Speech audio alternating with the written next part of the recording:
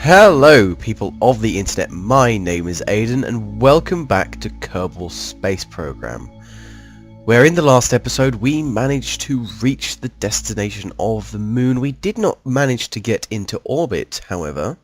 We have ended up on this mental orbit right here, which will bring us back to encounter the moon once again, bringing us within 500,000 meters, and then send us back home towards Kerbal. And honestly, it was totally planned from the beginning. I don't know what you're saying about orbiting the moon. Are you mad?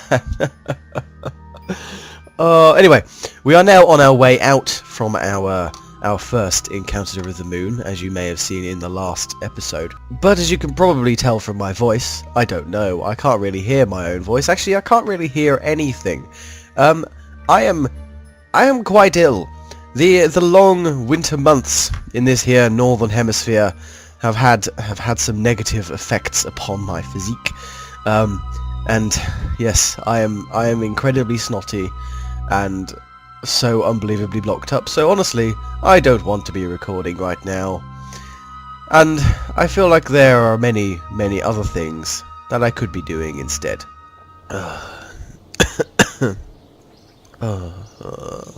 Like floating helplessly away from my spacecraft.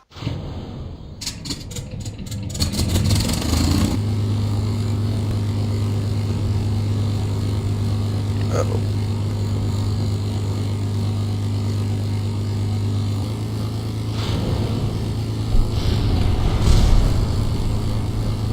We could take a sunrise flight in this brand new science plane. To the mountains, of course.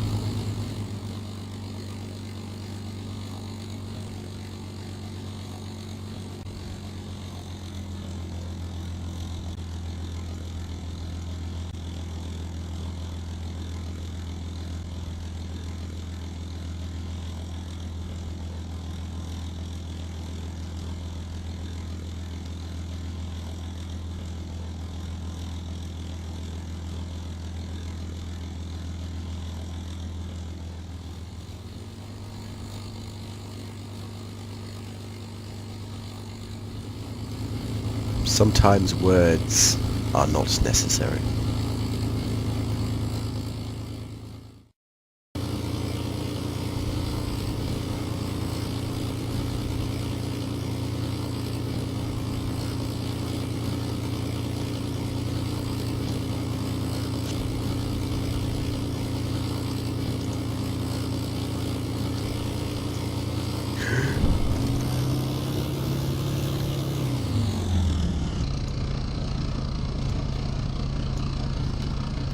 I guess we've not quite perfected the art of flight, nor the art of landing gear.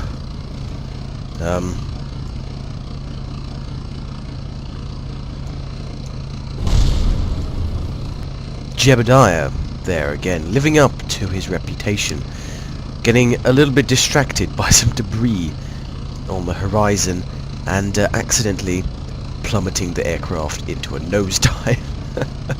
Which I think I probably could have pulled out of, but I panicked. 5, 4, 3, 2, 1. We have liftoff.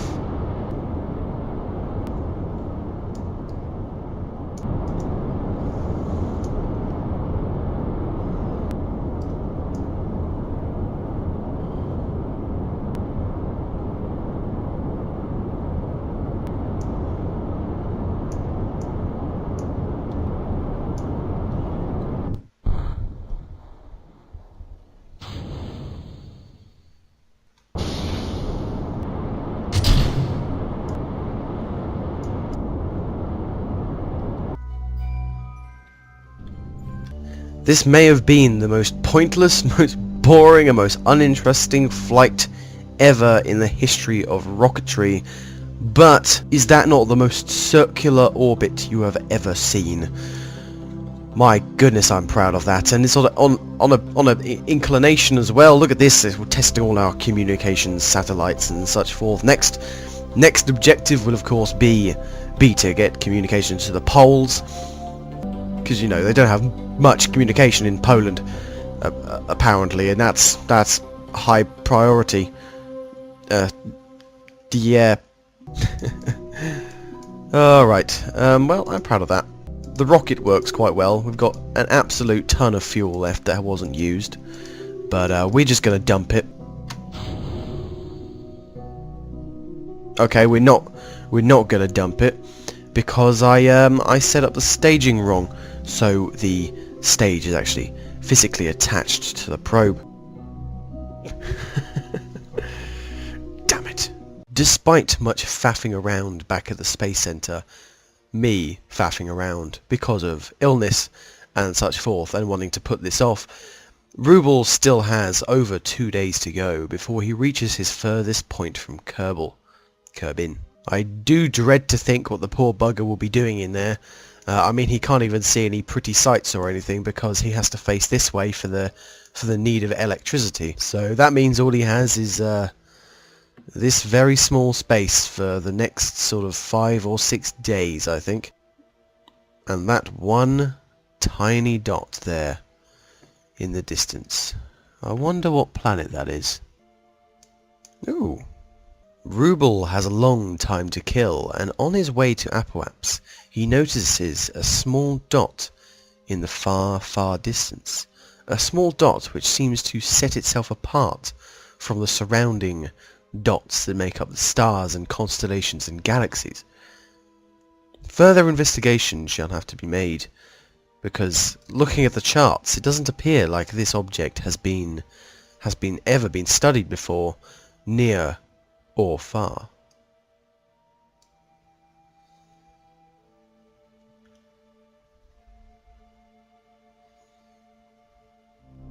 Farewell, mysterious dot. We shall meet again.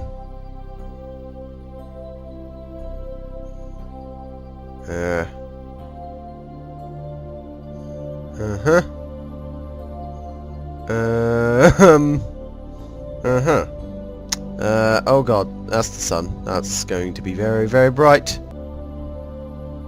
Uh-oh. Well, this is disconcerting. Oh god. Oh god. Okay. Woo!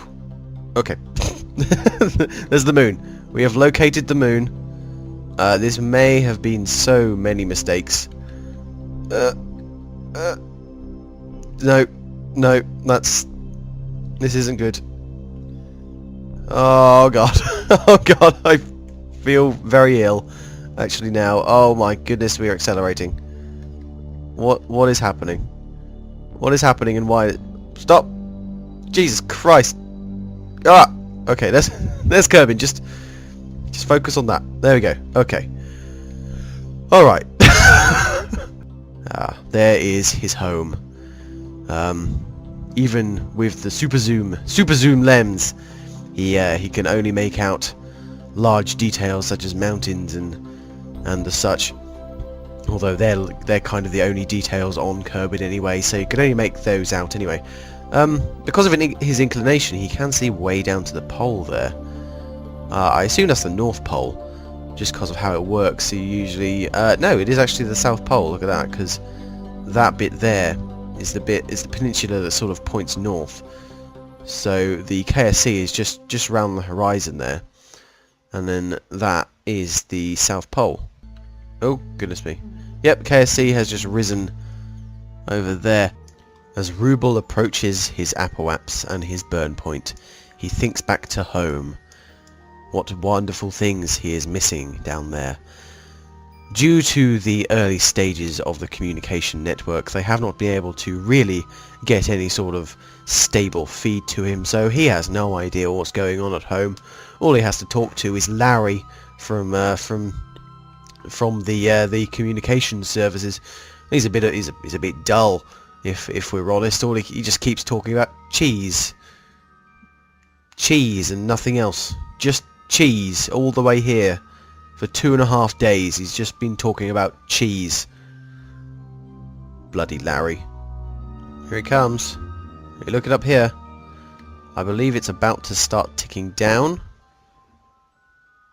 Yep. 6, 5, 4, 3, 2, 1.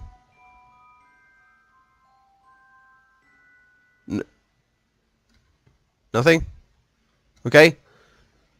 Wait. Okay. You'll just have to trust me that we are now going down. The goo feels right at home here, in space high over Kerbin. Do we already have that one? Is that just exactly the same thing from before? That's boring. And out your hot Roble. Wow, this is the highest Kerbal has ever been.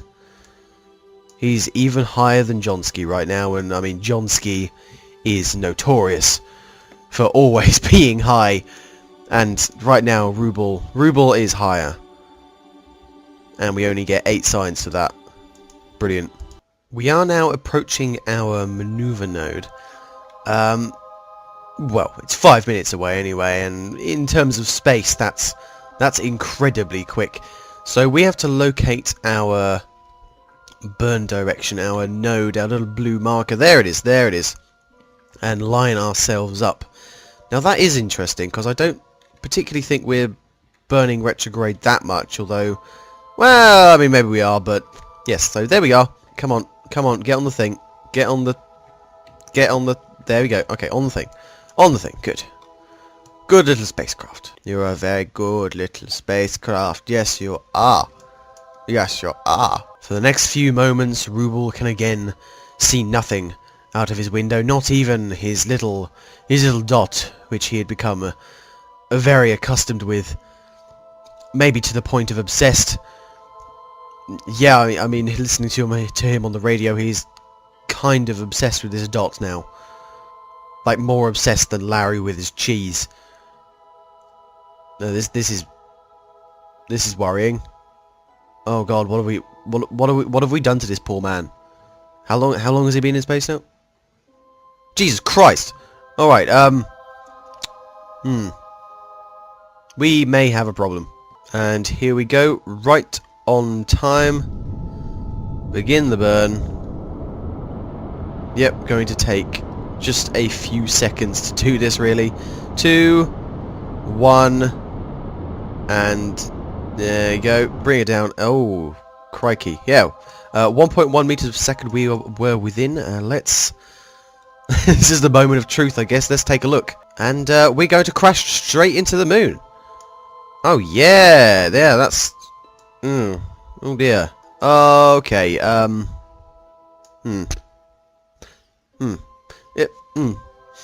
Give me just a moment to make sure that Roble doesn't dash himself across the surface of the moon. He may be going quite mad in that capsule there, but we don't want that happening. Come on.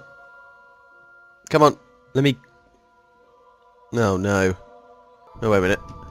Yes. Okay. Uh-huh. Uh-huh. Okay, we can do this. We can do this manually. Bring you down. We can bring you down further when we get closer. Well done, everyone. We saved Roble's life there, I think. He's going to be in space for another 3 days before he encounters the moon. Oh dear. Well, good luck, Roble. Ooh.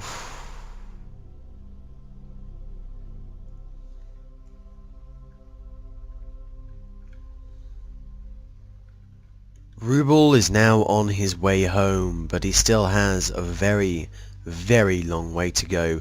He has to circle the entire planet and the moon to bring himself home. Whichever madman sent him on this wild goose chase, which apparently won't even be at all scientifically valuable in any way apart from the first flyby, well, should probably be shot at dawn as far as Roble is concerned. Once Kerbin has faded from view, or rather just sort of gone up there, Roble is left with just the moon and that one strange dot in the distance. It seems to be calling to him. What could it mean? What could it be? All the way out there. Radio communications have been lost temporarily, and he's unable to tell his commander anything. But he feels cold, he can feel shudders and shivers, as though there is something out there calling for him to make a step, to lurch forwards. He can't. Roble is well trained and he can't possibly abandon the mission now. He focuses on his dials, he focuses on his Game Boy, and he forgets all about the mysterious dot in the distance. Closest approach, and Kerbal is yet still so far away from Roble. He can't see it out of his capsule, which is probably a good thing, as he still has many, many days until he shall once again step foot on that planet and feel the cold, fresh air. The moon is approaching once again, this time at quite an extraordinary angle. If we look at this, wow. Look at this, right, let's slow down so we don't have any frights like we did last time, shall we? Just a minute away, and there's the moon. Very close once again. Baby steps, Hayden, come on. Oh, and there we go. Yep, we have been captured by the moon. Our Kerbal periaps is still fairly high. I'll tell you what, I still have plenty of fuel, so actually I think I probably could have gone into orbit after all of this, but yes, I'm going to see if I can try and lower my periaps on the moon and over on Kerbal. Let's have a look-see here. Ah, yes.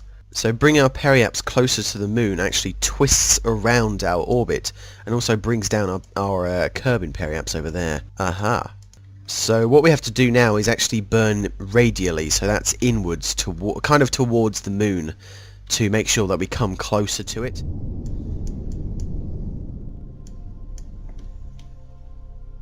So the ideal altitude is about 30 kilometers for re-entry from the moon. Although I say that, I think 30 kilometers is... Long and short story, we've gone too far, but that doesn't really matter because we don't have any sort of way to die because of the re-entry effects. I did go a little bit musical, didn't it? I apologise for that.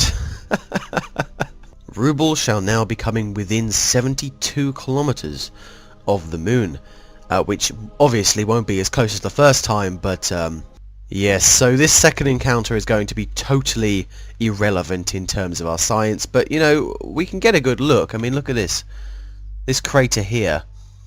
I've obviously been to the moon before in other plays of the game, and this crater has always interested me. It's like this, and then there's this channel that goes off in that direction, and I don't believe we're going to get to see the other one that's like that, where it's two craters that are joined in the middle. But maybe on another voyage to the moon we can see this. Roble in his position above the moon can see well, absolutely nothing, because there's still just a really low-res texture loaded at this distance from the moon. Ew!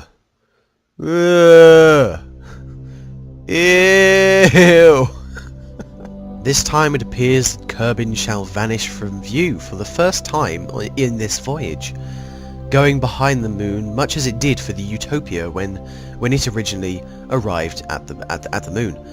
This is a new thing for Kerbal kind, and they have never personally seen the Kerbal set behind the moon. So this will be a first. Roble must get his spacecraft into position, and quickly. Other way. Oh god. Okay. Ah! Yep, this isn't conducive to being quick, is it? Oh god, okay. Yep, that'll do. Like that. Yeah! Hello? Anybody? Is there anyone there?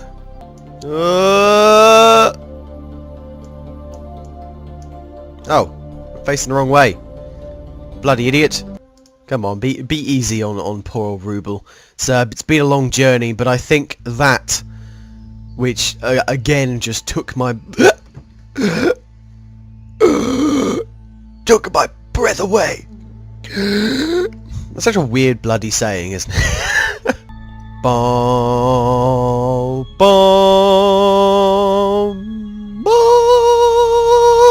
Right, moonset is now happening. Much faster than it would in orbit as well, because we are coming in rather fast. But here we go. The moon is swallowing Kerbin whole.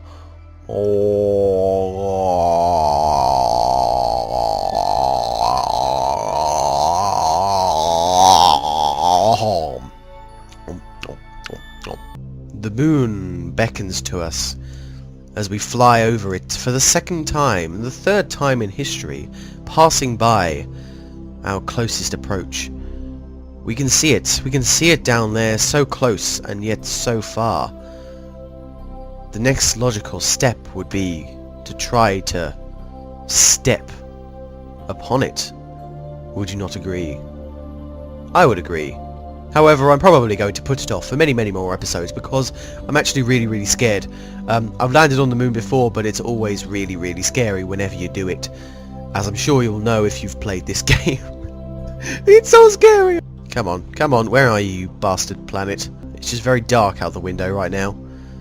There appears to be some light down in that crater just there, which is interesting. Roble waits patiently for Kerbin to rise, for he knows that he is now on the way home. And there it is, Kerbin rising over the horizon of the moon. Well, from his perspective anyway. Actually, it's just momentum bringing him round the moon to bring Kerbin into perspective. Kerbin's not moving at all relative to the moon, but Roble is now on his way home. He doesn't really know how long it will take. No one's ever come back from the moon before, but he shall be the first. He can't wait to get back to Kerbin, to see his family, to see his children. I assume that Kerbals have children. I don't actually know. We say farewell to the moon for the final time. The final time in this epic voyage, anyway. We shall return to the moon, our closest celestial neighbour, and claim it for Kerbal kind. Whoa! Okay. But that will be in a future episode. For now, I do hope you've enjoyed.